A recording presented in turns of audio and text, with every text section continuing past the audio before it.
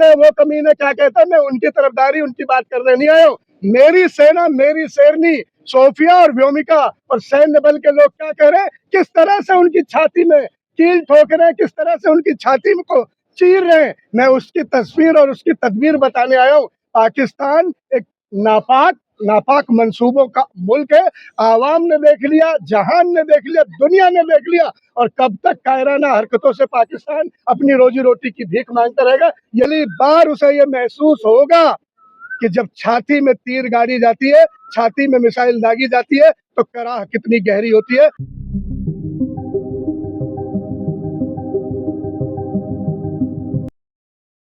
पाकिस्तान के नकारा आतंकवादियों ने एक छुप कर कायराना हरकत कर मिटाया था।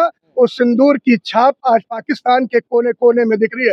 रात को 12 बजे जब सिंदूरी रंग से पाकिस्तान रंग गया, तो उन बम बरसों से पता चल गया कि बाप बाप होता है और बेटा बेटा होता है। इस पाक को सबक सिखाने के लिए भारतीय सेना सक्षम है। और अभी तो बेटियां उतरी हैं। मैं कहता हूं बेटियों ने बाजी मारी है। और जब कारवां पूरा उतरेगा तो क्या कराची बच पाएगा? लाहौर निपट जाएगा, कराची निपट जाएगा। 15 सैन्य ठिकानों पे जवाबी कार्रवाई की थी पाकिस्तान ने। कार्रवाई कोई नहीं की थी, कुछ पटाखे छोड़े थे तो पहुंच नहीं पाए। वो क्या कार्रवाई करेंगे? उनमें दम है क्या?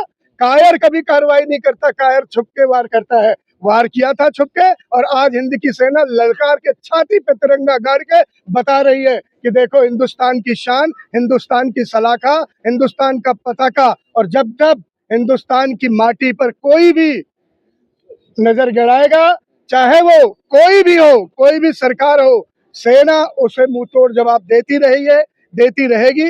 धन्य है सेना, धन्य है सैनिक, धन्य है जाबाज जाबाज हमारे। हम कल जब रात में घरों में थे तो पता नहीं कितनी माँ के लाल अपनी भारत माँ के लिए लड़ रहे थे। उन्हें नहीं पता था कि वापस आएंगे भी या नहीं आएंगे। उन्हें यह भी नहीं पता था अपनी बहनों से, बेटियों से मिल पाएंगे या नहीं मिल पाएंगे। किसी के लिए कोई नहीं मरता साहब, ये सैनिक ही है जो माँ के लिए जान दे देता है। आज वक्त है हम सैनिकों का हौसला बढ़ाएं, हम सैनिकों के साथ खड़े हों। मैं अपने नेता राहुल गांधी, अपनी नेता प्रियंका गांधी, मल्लिकार्जुन खड़गे साहब का इस्तकबाल करता हूं कि इस नाजुक घड़ी में देश की एकता के साथ, देश के प्रहरियों के साथ, जो राहुल जी ने कहा है कि हम सबको साथ मिलकर चलना है, लड़ना है और देश के लिए खड़े रहना है। हम बलिदानियों की पार्टी है।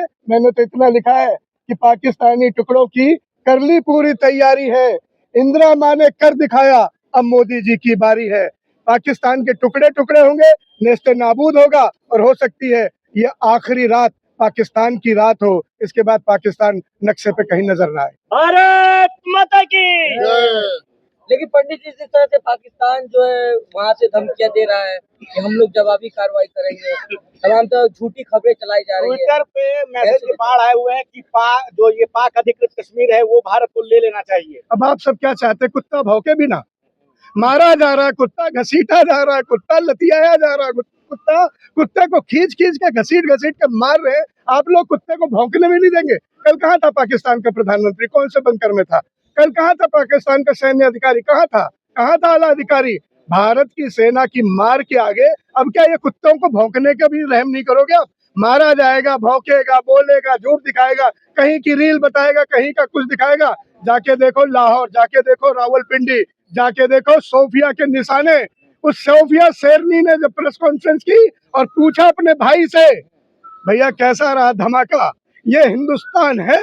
जब बेटियां ललकार देती हैं तो अंबर फट जाते हैं, दिल दहल जाते हैं। आज पाकिस्तान का बच्चा बच्चा रो रहा है, करा रहा है, रहम की भीख मांग रहा है, कह रहा है बख्श दो हिंदुस्तानियों। मैं कहता हूं कि मैं मोदी जी को के लिए दुआ देता हूं कि मोदी जी को भगवान इतनी ताकत बख्शे, इतना बल बख्शे, इतना संयम दे कि वो जो भारत माता पर कायराना हमला हुआ था उसका ऐसा जवाब ले जैसा माँ इंदिरा ने लिया था। पाकिस्तान के 2 टुकड़े इंदिरा जी करके गई थी, उसी राह पर चलते हुए मोदी जी मुझे लगता है कम से कम 4 टुकड़े करेंगे। ये जरूरत है आज की। कौन कौन सा टुकड़ा होगा? बलूचिस्तान भी लड़ रहा है उधर। मैं तो कह रहा हूँ इतने टुकड़े हो जाए कि आप टुकड़े गिनते रहे साहब।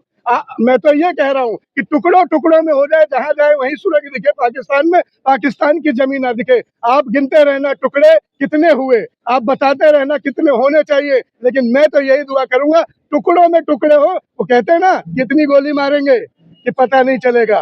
लेकिन पाकिस्तान याद आ गया? नहीं रहा कि कोई आतंकवादी घटना उनके तरफ से हुई है। पाकिस्तान इस बात को मानता भी नहीं। मैं पाकिस्तान का नहीं, मैं हिंदुस्तान का बेटा हूँ। वो कुत्ते वो कमीने क्या कहते हैं, मैं उनकी तरफदारी उनकी बात करने नहीं आया हूँ। मेरी सेना, मेरी शेरनी सोफिया और व्योमिका और सैन्य बल के लोग क्या कह रहे हैं, किस तरह से उनकी छाती में कील ठोक रहे हैं, किस तरह से उनकी छाती में को चीर रहे हैं, मैं उसकी तस्वीर और उसकी तदबीर बताने आया हूँ। पाकिस्तान एक नापाक मंसूबों का मुल्क है।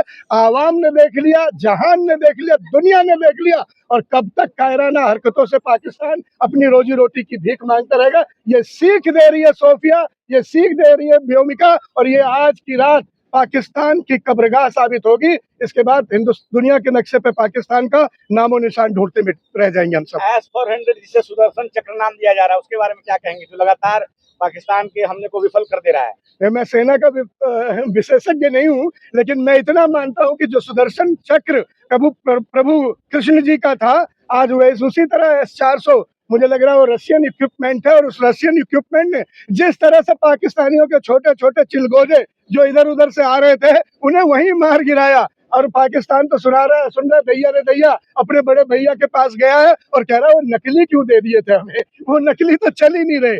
आज स्थिति यह है कि पाकिस्तान अपनी हरकतों की वजह से अपने ही आवाम का, अपने ही लोगों का, अपने ही जवानी का दुश्मन बन गया है, गद्दार बन गया है अपनी कौम का। और गद्दार को हमेशा सजा मिलती रही है और मिलती भी रहेगी। पहली बार उसे ये महसूस होगा कि जब छाती में तीर गाड़ी जाती है, छाती में मिसाइल दागी जाती है, तो कराह कितनी गहरी होती है। हम बख्शेंगे नहीं उसे।